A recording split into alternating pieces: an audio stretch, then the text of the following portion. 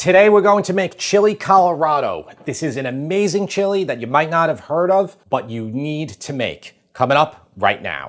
I always like to go over the ingredients. It helps me, but more importantly, it helps you. And getting everything set out, prepped ahead of time will just make the cooking process so much easier. First ingredient here, we're making a beef chili, is chuck roast. I have 3 pounds of chuck roast. If you can, I recommend Costco. It's much less expensive. When we go to Costco, we buy like 4 or 5 3-pound packs, and we just wrap them tightly in foil a couple times, date them, and then this gets us through the winter whenever we're making like beef bourguignon or Italian beef stew, any type of the beef stew recipes that we make. Chilies. Chilies are very important for this recipe. We're making chili Colorado. So I have an assortment here of dried chilies. I have 3 guajillo chilies. Those are about 2,000 to 5,000 on the Scoville unit, so it's not really spicy, but those are the spiciest of all of these.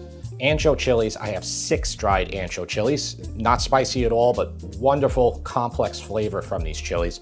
And then I also have 5 pasilla chilies, which again are not that spicy. These are the most spicy and they're still not that too spicy. As far as chilies go, these are very difficult for us to find in large batches here in Long Island. What I do is the simplest thing is just buy them from Amazon, and you can see the size of these packs. These are 1-pound packs, and they're about $13 to $17 depending on which one you get. I'll have the links in the description for you.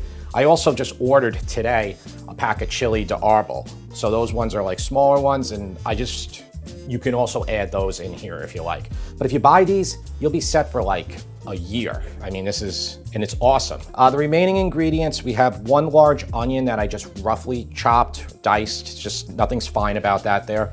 3 cups of low sodium beef stock. I'm using Better Than Bouillon beef stock. I use it often when I don't have homemade stock. 5 cloves of garlic or minced, 2 teaspoons of dried oregano. You can use Mexican oregano if you like. 2 teaspoons of ground cumin, 2 bay leaves, and then over here we have some tortilla chips. Depending on how thick our chili is, after the 2 to 3 hour braise, we can crush these up and thicken it pretty well, or we can just put it on the heat on a burner and raise the heat and thicken it that way. Either or is fine. And then I have agave. So these chilies, whenever you make something like this, it will tend to often be bitter.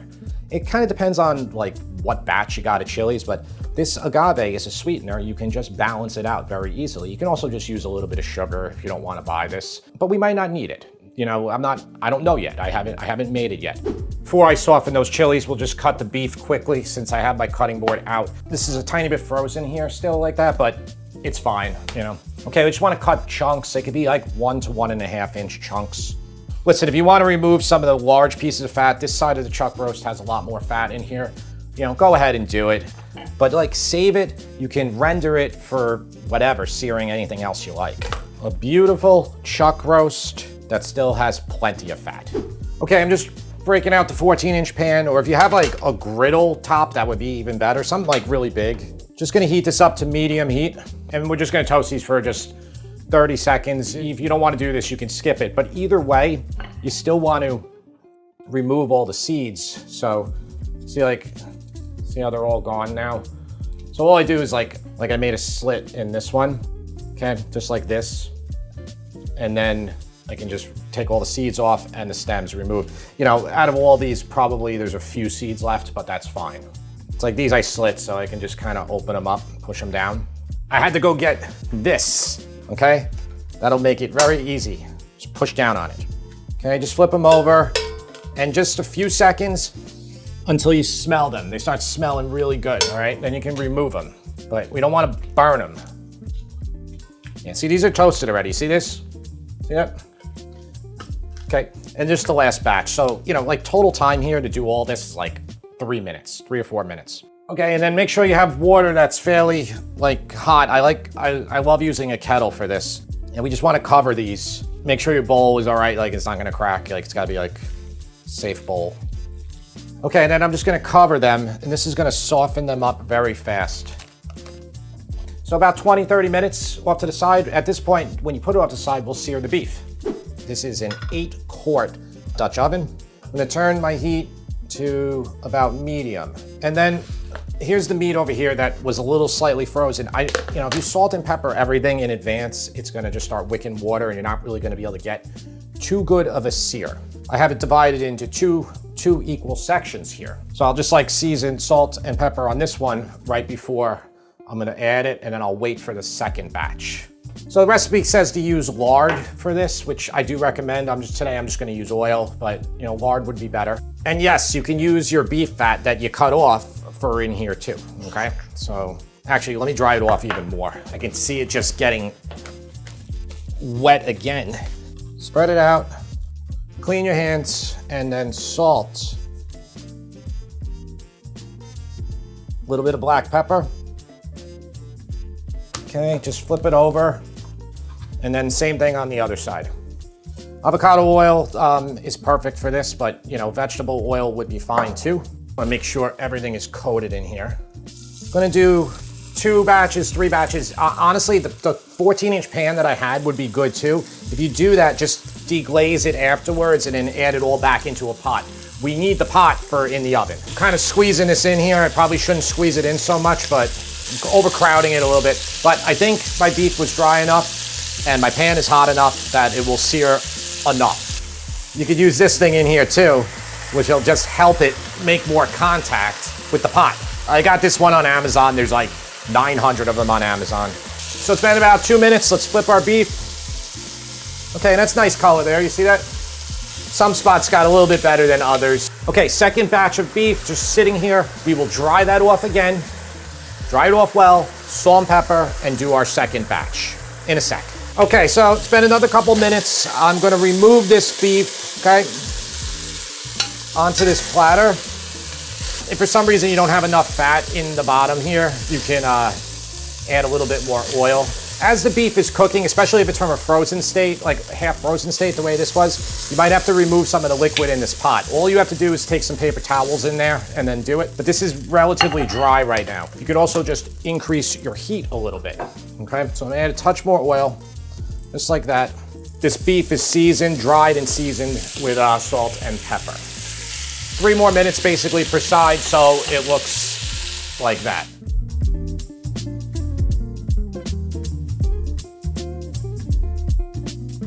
You see the bottom of this pot? It's looking really nice, but it's like, kind of close to burnt, but it's not. There's a ton of flavor here. So let's get our onions in, and we can just deglaze this a little bit so we don't get burning. This is just a touch of water.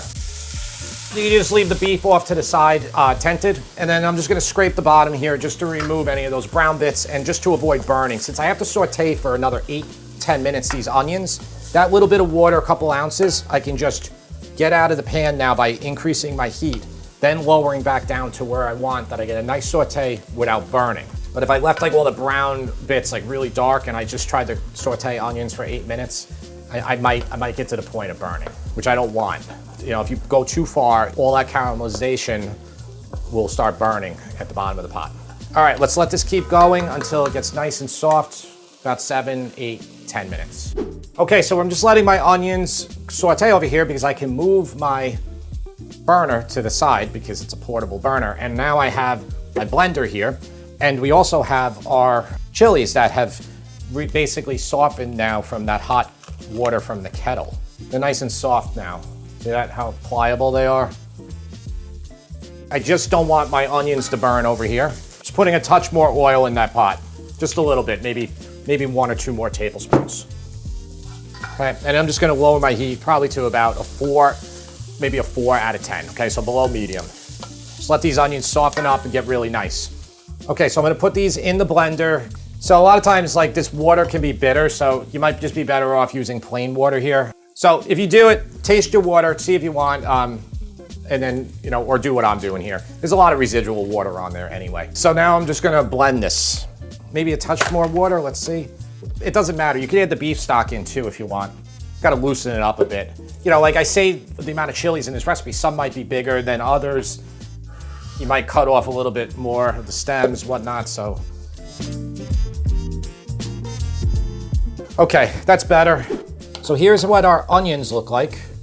Let's put our garlic in and let it cook just for a couple minutes. I actually gonna add the cumin in at this point too, just to kind of get a little bit more flavor out of it. Okay, that's 2 teaspoons of the ground cumin. Let this cook for about 1 to 2 minutes and just make sure you're checking your heat to keep it fairly low. Let's get all the chili sauce in here too. So if you have like a lot of leftover in there, you just put a little bit of your beef stock that you're gonna put in anyway in a second. I'm just gonna let this cook for about 3 to 5 minutes just to cook this chili sauce a little bit before we add the remaining bit of ingredients. It's like a lot of just like cooking a couple times and adding new stuff, cooking again. That's cooking in general, but like you're building up the flavor here, which is just phenomenal already. Now, it goes without saying, we're gonna eat this tonight for dinner. If you can, I really recommend that you make this one day in advance. Like any stew, soup, whatever, it will taste a million times better. But at this point right now, you can get your oven set to 300 degrees Fahrenheit and make sure you have enough room in your oven that you can accommodate your Dutch oven and the lid. Okay, so it's gonna go in the middle of the oven. So that's it, it's been a few minutes. Let's add all of our remaining ingredients in here. This is 3 cups, a little less because I cleaned the blender pot. 3 cups of that low sodium beef stock, 2 teaspoons of dried oregano, 2 bay leaves, and last but not least, the beef and all the juices. See all those juices coming out? Okay, get all that in here, okay? We're gonna bring this to a boil and then we'll turn off the heat and then we'll get it in the oven. So just crank it up right now, okay? Okay, so here it is, it's bubbling enough. This is fine. Turn off the heat, okay? Turn it off, put the cover on. Wipe the fat down the edges, okay? All the edges, just get rid of it because you're gonna put this in the oven, 300 degrees for 75 minutes, okay? Covered for 75 minutes. That's when we're gonna check it. Okay, so it's been 75 minutes in the oven. So let's just pull the lid off carefully. You can see all the fat on top of there. Okay, so you can see there's plenty of liquid in here. So ton of liquid. So what we're gonna do now is we're gonna cook it uncovered for the remaining bit of time. So we can check our tenderness of our beef. Typically chuck, pieces this size take about 2 to 2.5 hours, sometimes 3, sometimes a little bit less. Okay, see how it's like a little like rubbery, not really coming apart. Like you'll see when in about 45 minutes to an hour, this will shred a lot easier. Like I'll just be able to go with my fork and kind of shred it, but it needs longer. You can just take your spoon, just make sure everything's okay and it's totally fine. There's plenty of liquid. So let's just get this back in the oven for 45 minutes. We'll check it at that point for tenderness and then we can reduce our liquid or thicken it in a couple ways. All right, I'm gonna put it right back in the oven. Okay, so it's been another 45 minutes. Let's see how this looks. All right, so there's a lot of fat on top, which is fine. Fat is flavor, right? That's what they tell me. But look how liquidy this is, okay? Too liquidy right now. For my taste, it's too liquidy. You might like it like this, and a lot of people do. It's actually tender enough. I wanna check a couple more pieces. Yeah, I think it is. You can cook this down as long as you want. It'll basically shred apart. Let's thicken up this sauce now. We'll thicken it up both ways. We're gonna put it on a burner, but we'll also put in the tortillas. Let's mix this in. Okay, and they'll just like all kind of evaporate as we cook it. It thickened it up a little bit already like that, but not enough. Like that's what it did now, the sauce. I think we're gonna put this on the burner for about maybe 5 minutes. So you can also fish out the bay leaf now, and I'm gonna turn the heat up to high. And you can see, with the tortillas definitely did a good amount of thickening there. I'm just gonna knock down the sides here, a little bit more flavor over there. This is thickening up very quickly. Watch it carefully. You don't want to start like evaporating too much and it start burning. This whole process has only been a couple minutes. Yeah, I can feel the bottom's getting a little rough, so you gotta be careful here. Turned it off, making a mess. So this is perfect. This is the consistency that I love. Just like that. Now let's make sure our bitterness, if we have to add sweetness to it, and test for salt and pepper. Delicious. It is a little bit on the spicy side. I'm not getting any bitterness from it. So a couple of those peppers I used must have been a little bit spicy. 1 to 2 teaspoons of agave. If you use 2 teaspoons and it's not, it didn't balance out enough for you, feel free to use more. Okay, it's about a teaspoon, 2 teaspoons. All right, let's just check it with this. Mix it in well so it distributes. Give it a minute or two before you test it to make sure that it made the required changes that you want. Like all stews, braises, this will be a million times better the next day. So do that if you can. All you have to do is just take this, let it cool down, cover it, stick it in the fridge overnight, take it out the next day, and just reheat the whole thing. That did the trick, 2 teaspoons. My eyeball of 2 teaspoons. They probably could use a little bit more, but I'm gonna leave it like that. Everything is good. The spice, the chili flavor is amazing. I just want to preface this by saying she's having this now, which is not the ideal time to have this. You always, always, always should put these in the refrigerator overnight when you make chili. That's why chili tastes better when you go to a restaurant, when you go to a cookout, whatever. It's like, you need to do this. You really do. And soups, everything, restaurants make them ahead of time before they serve them to you. That being said, Tara, try my fresh chili. Jalapeno is there just for garnish. This is plenty spicy already. Look how nicely that just like pulls apart. Yeah, it's only 2 hours. I was like, normally it always takes 2.5 to 3. Oh my God. Okay.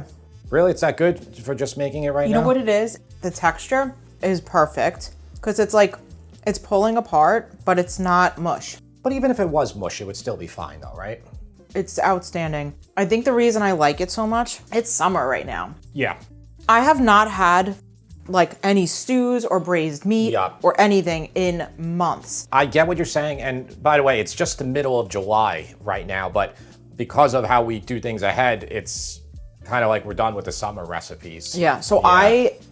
I am acknowledging the fact that I think I'm liking this more than I usually so maybe would. Maybe it's not as good No, as it is. No, it is really good, but I think it's extra good because I haven't had something like this in a long time. What could make it better? Like what would you do to improve this? The flavor I think is perfect. It's not overly spicy. I kind of feel like a little bit of heat on the back end, but it's not in your face spicy. I know it's different because Poposo is a Tuscan stew, but it kind of like reminds me of that in a way. Your benchmark is always beef bourguignon.